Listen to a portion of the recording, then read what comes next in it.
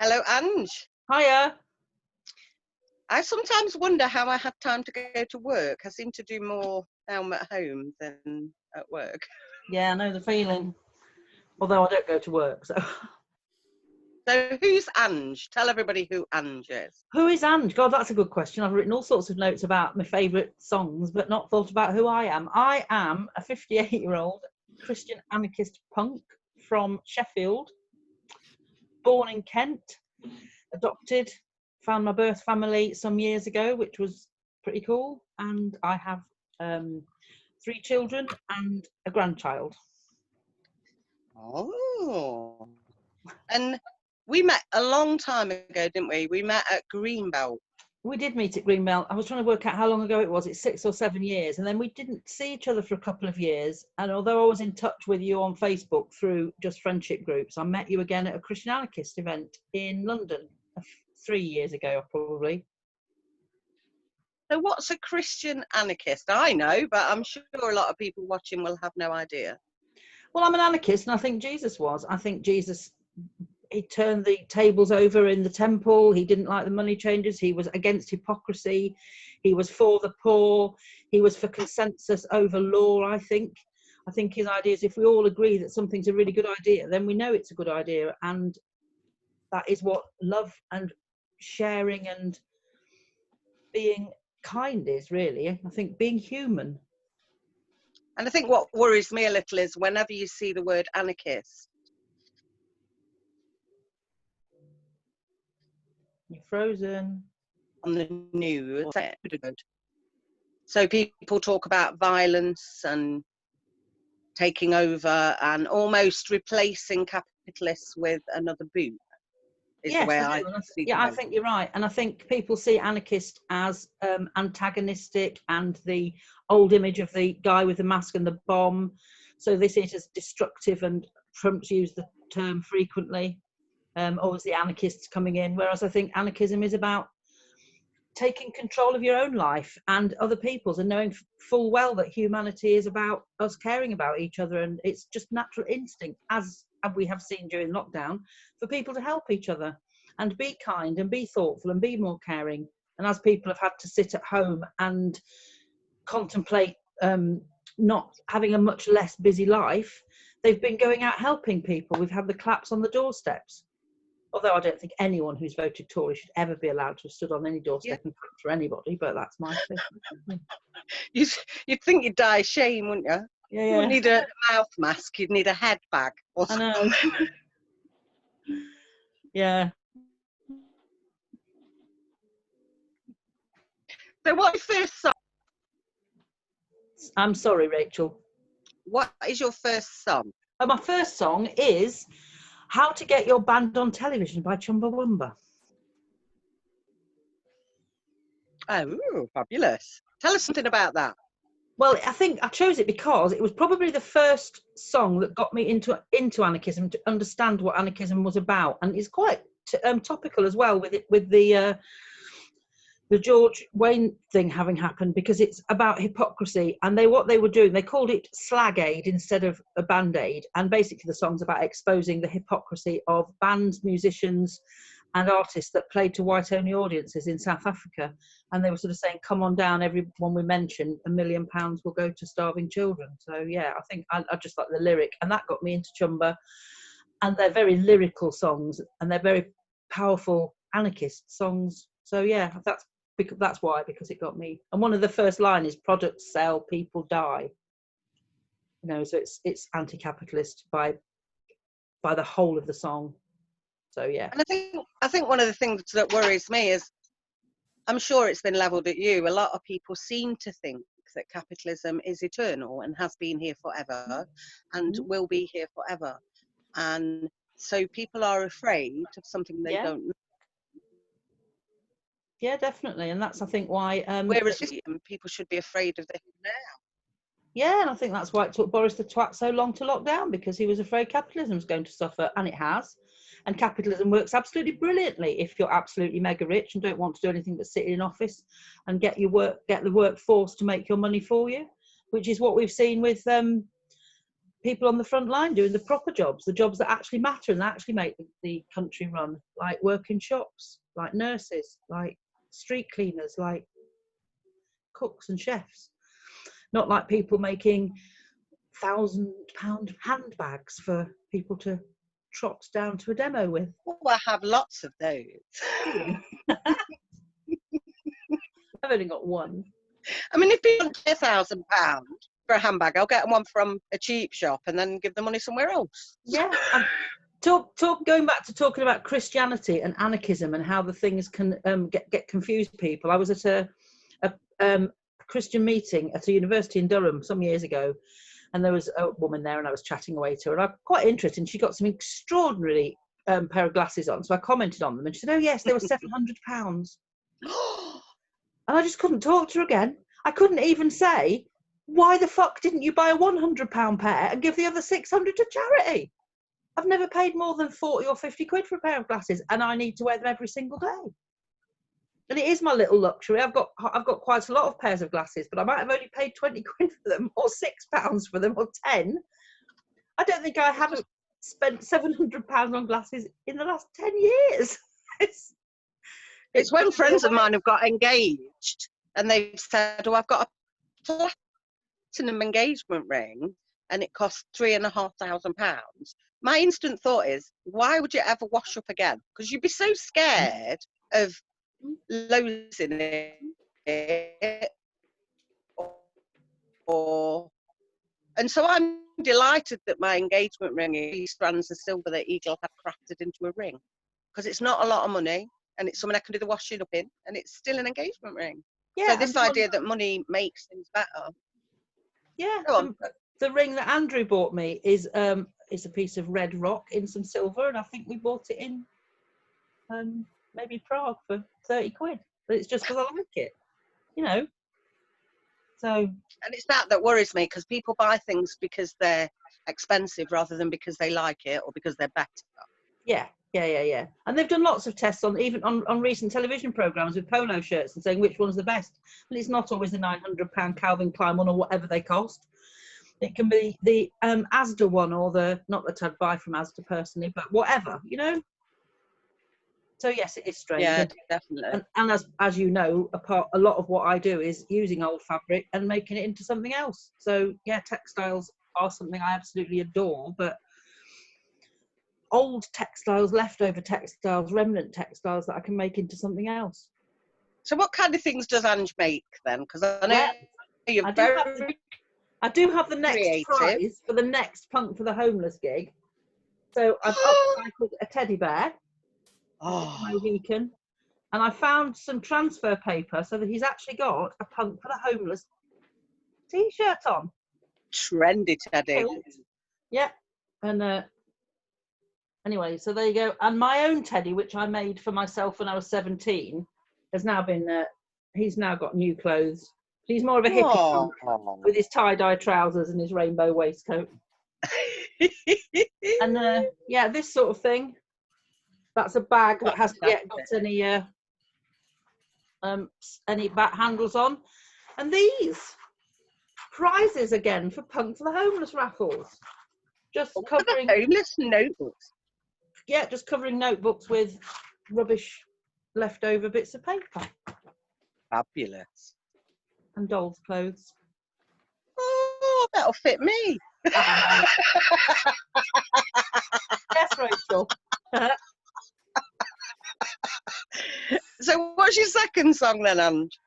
My second song is Queen. Queen is a big part of my life. I'm a big Queen fan. I mean, I know Freddie Mercury is justifiably slagged off for playing to a white-only audience in the previous song. And the song I've chosen is Death on Two Legs. So when Queen had been in the middle of making their 4th album, so by this time they were fairly well known, they were still living in bedsits, they were not getting paid anything, and Norman Sheffield, their then manager, was ripping them off completely. So Death on Two Legs is about their early manager, Norman Sheffield. And again, about somebody greedy taking stuff off the back of someone else's talent, which is not nice. It's definitely not nice. No, so that's my second song. And there's something about you that is people might not realise, because you're a plumber. I am, yes. Now, how does that fit? I trained to be a plumber 30 years ago now, when I first became a single parent. I went to a training scheme that was part of the government scheme to train women in non-traditional skills, and qualified. Moved to Sheffield. Worked for Sheffield City Council for a few years, and then to cut a long story short, I work for myself now. If I do any work, I don't do a lot now, but yeah, I've been self-employed. So I've got a little job to put an outside tap in around the corner in a couple of days' time for a single mum, and I'll do it for no money or little money or exchange as an anarchist if now, whereas before obviously I was bringing a family up. So yeah, it's just a job. And I think it's fab that this is going out on Girls Are Loud, because the girls in the orphanage, and certainly the females who are watching, need to know that there are other options, that you can go out into traditionally male employment and be as adequate, if not better. You know, you can put yourself out there and do it. 30 years ago, it was very different. When I was the only female plumber on Sheffield City Council, there was a few really strange comments made. I was actually on a Nicky Campbell television show about people in non-gender traditional jobs. So they had I can't remember what else, but they were talking to me about the fact at the time I'd been working on a building site, and I was the only woman tradesperson on that site. And I've had people in the past, when I've gone into a trade shop, saying, "Are you sure you know what you want?" and stuff. But that has changed. It is a lot less like that. People are less surprised when I say I'm a plumber than they were 20 or 30 years ago. In fact, when my daughter was 7, she went to school and they were reading the story book Mrs. Plug the Plumber, which so quite a while ago, and she put a hand up at the end of the lesson and said, "My mum's a plumber," and her teacher said, "Don't be so silly, Rachel." So you know, I think times have moved on though. Well, my grandmother had this similar kind of thing. She was asked to write about her life. Primary school, wrote about her life and the fact that her mother was dead, and the teacher wrote across it in red pen, "Edith, tell the truth." Right. Wow. Because on her notes in the school office it said "Mum in the asylum." What they failed to recognise or realise was that was her stepmom. Right. So she was writing it as it was. Yeah. And they were saying, "No, you're not telling the truth, because we think that you're mad because your mum's in the asylum." Stuff of like, we know for certain that you know your mum's in the asylum, and she was horrified. Is that the first you heard of it? Well, she told me, and she was so angry about it. The teachers were dismissive of her, were just basically saying she was a fantasist and making it all up. And she was like, "Well, I don't tell lies." Yeah. But the teacher was adamant that this account of her life so far was fabricated. Yeah. And what that does to you as a human being and as a woman is really hard, because what that does is that... if that's the first time she ever heard that her mother was actually in an asylum, that might have been the first she ever heard of it. She might not have known. It's just horrific. And, you know, also, before we go on to your last song, I know that you and I have something in common in that we both taught in prison. Yes. I was fortunate enough to teach Black history with a Black man called Emmanuel, who came from London. And in light of some of the Black Lives Matter thing, I think one of the things we have in common is we have an insider's view. And so did you notice, working in the prison system, a disproportionate percentage of BME clients?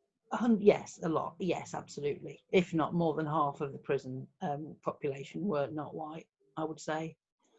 And they would talk about their experiences to the white guys in the class, and the white guys would think they were exaggerating about being stopped more in their cars for the colour of their skin, or being followed by police or whatever, or being caught or being raided, maybe justified or unjustifiedly. And the white guys would say, no, it's, I might have been a bad one, but it wasn't like that for me. So yeah, definitely. And I think that's interesting, isn't it? Because we're not reliant now on television cameras. We all have these cameras in our pockets that we can tell the truth about. And what worries me is the absence of them means it didn't happen. Yeah. And it did happen.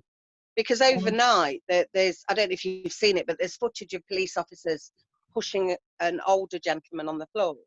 And he basically is only walking towards them. The officers literally push him, and he cracks his head open on the floor and he's bleeding. And overnight, they've been suspended on no pay. But I'm quite interested to note that without that video footage, because their verbal account of what happened was that they got into an altercation with somebody. There's no altercation on the video. He's literally just walking towards them and they throw him on the ground. And at the moment, actually, very timely as well. They are actually covering it on EastEnders in quite a well done way, with a young lad who doesn't want to admit initially that the colour of his skin has affected the way he's being treated, and then his father says yes it is, and then he realises it is, and he's wrongly accused of something, and then they eventually, unlike in real life, they find the footage to prove he's innocent, but at least it's being touched upon. So perhaps they'll continue that story in the light of the George Wayne story. So, and they're actually doing it in Coronation Street as well. So yeah, I think soap writers do actually do something good in that they can put a story across in a way that makes people see it as a possibility that it could be in their lives too. All sorts of stories. So what do you think is the difference then between what we see in real life and what EastEnders portrays?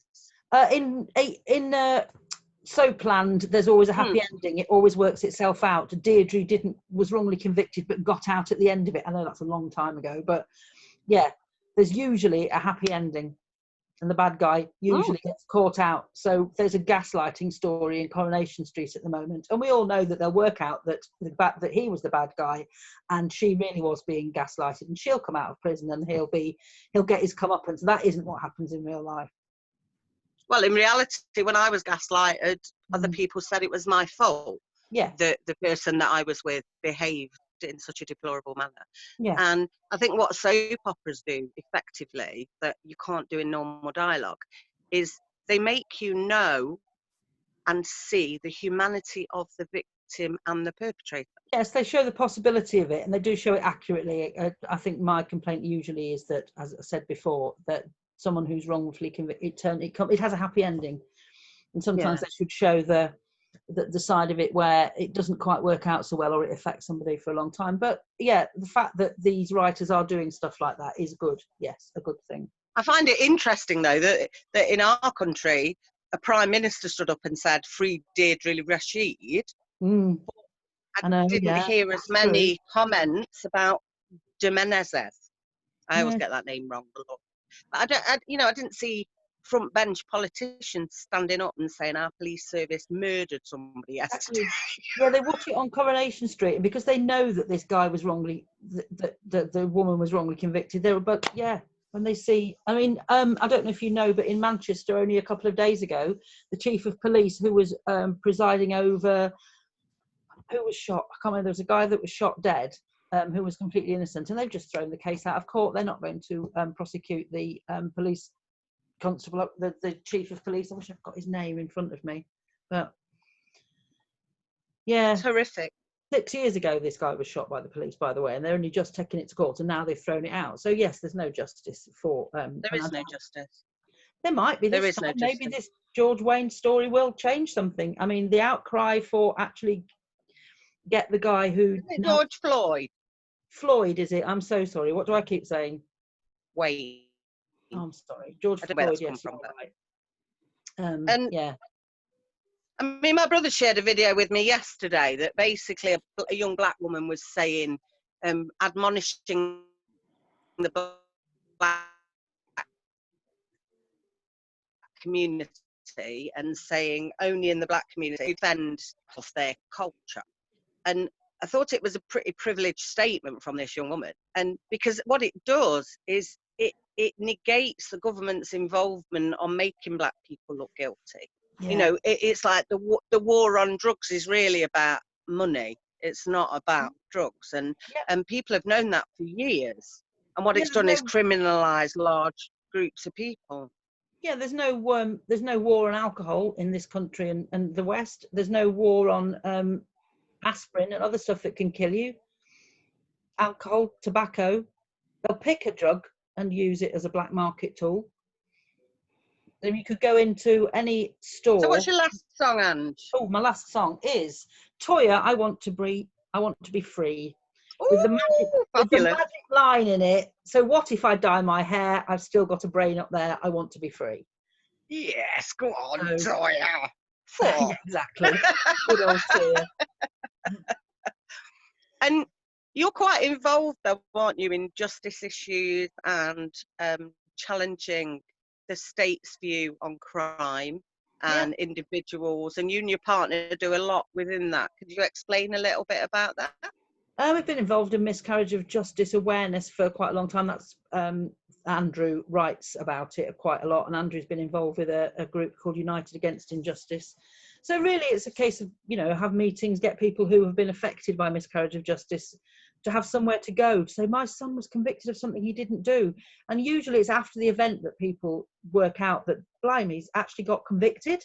We knew he didn't do it, but the law will sort it out. We knew he wasn't there, but the law will sort it out. We'll go to court, there'll be a trial, he'll be found not guilty. And then after, when it doesn't happen, people are fucking shocked. Because they don't expect it to happen. You don't go to the doctor with a broken leg and he diagnoses a black eye. It doesn't happen. But so when you've got a bad leg, you expect the doctor to find the right solution. And our law enforcers are trusted by people because we are told to trust the policeman when we're a child. We're told if we get lost, go and find a policeman. And I'm not saying that all police are bad. Of course not. Not all people are bad. But there are there's a lot of corruption in the police force. And I could go on and on for hours about miscarriage of justice. But yeah, we follow a lot of cases. Andrew's part of the university innocence groups where law students actually start looking at miscarriages of justice because it's not on the law syllabus. You do law, but it's a bit like doctors don't study malpractice, they just study medicine. Lawyers don't study miscarriage of justice, they study the law. So it's good that these students who are fresh-minded and really excited go and look at real cases and start looking into it and have actually found things that other people haven't spotted.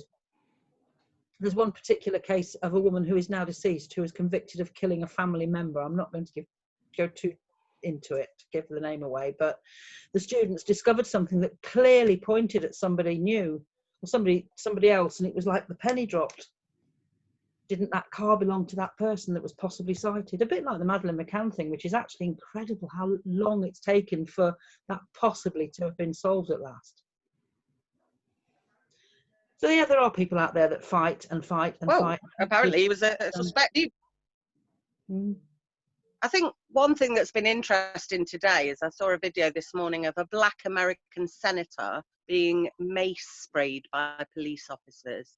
And I think the thing is, from my experience, black people who have succeeded, even though they've had to prove their worth twice, more and above white people, they seem to have this assumption that because they now exist in a bubble, that this doesn't affect them. Yeah. And this senator obviously went out to protest and has ended up treated as anybody else. Yeah. Because the one thing he can't do is change the colour of his skin. And I think as a woman who's been on many demonstrations, one thing you can't do is stop being female. Exactly. And I'd like to see Priti Patel scrape her makeup off, put her hair in a bun, put a trackie on and go out demonstrating today and see what happens to her. That would be interesting. Go out it's interesting times.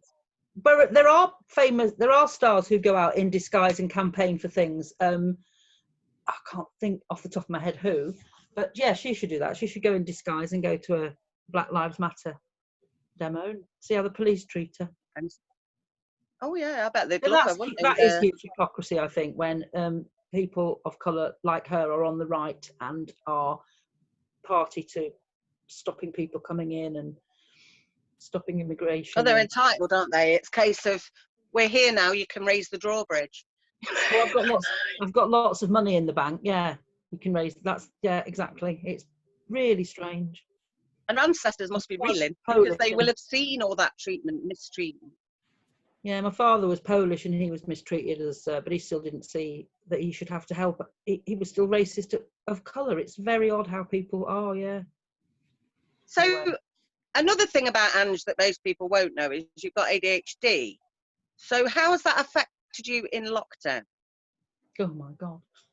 I'm so, well, I've gone up and down and in and out and backwards and forwards, I think. And I just need people and really buzz off talking to be talking, buzz off talking, full stop.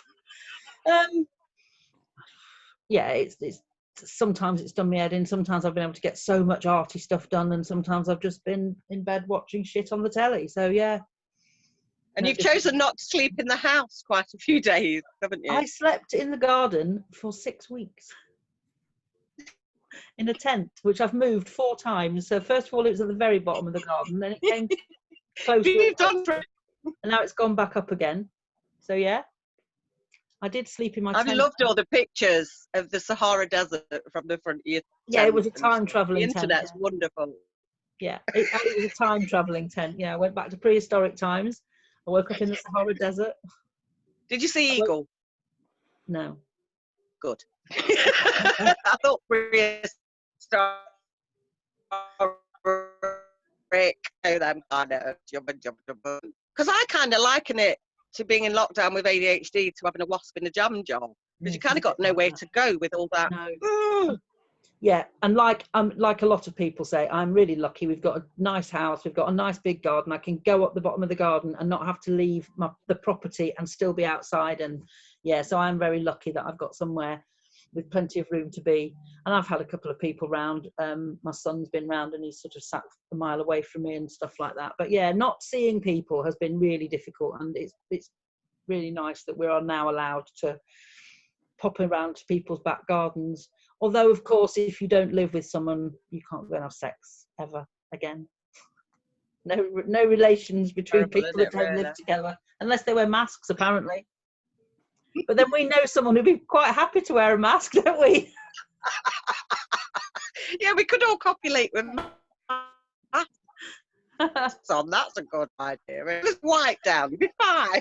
Yeah, exactly. And another thing people might not know about Ange, just to wind up, is one of the reasons Ange looks so healthy is she's fantastic at cooking and is a vegan. And I think that's an extension of Christian anarchism. Well, it certainly is for me. How do you think veganism plays a part? Do I? I just think it makes sense not to eat animals and anything that's got anything to do with them. I think it's just sensible. You know, so there you go, plant-based diet. It's just easy peasy. I made a stir fry last night using a recipe that Gok1 had put on this morning, and it was absolutely brilliant, but just changed the chicken for some Linda McCartney fake duck, and it was amazing. Yeah, I do like it. Fantastic. Yeah, it was really nice. Yeah. And when this is all done and dusted and we have live gigs again, Ange is our wonderful chef in Sheffield who makes the food for the Punk for the Homeless Nights at the Bay Horse in Pittsmore. So even if gigs aren't allowed, for those people in Sheffield, I encourage you, when the Pittsmore is open, you can go there and support that local pub and make a difference. And they're central to their community. So support Carolyn and Mick, and as soon as we're there, Ange will be providing food and we'll be back on it. But until then, we're online. Yeah. Right, thank you very much. I'd like to just sign off by saying thanks to Ange for being Ange, because she's one of the team at Punk for the Homeless. And without her support, it would be very difficult, because I'm not cooking for everybody and carrying it on the M1 as well. No, and I'm going to end by quoting a song and say, or it's more of a theme tune, thank you for being a friend. Oh, brilliant. So I'll catch you later. Take good care. Cheers. Look after yourself. Yeah, I will. Take care. Thank you. Bye. Bye.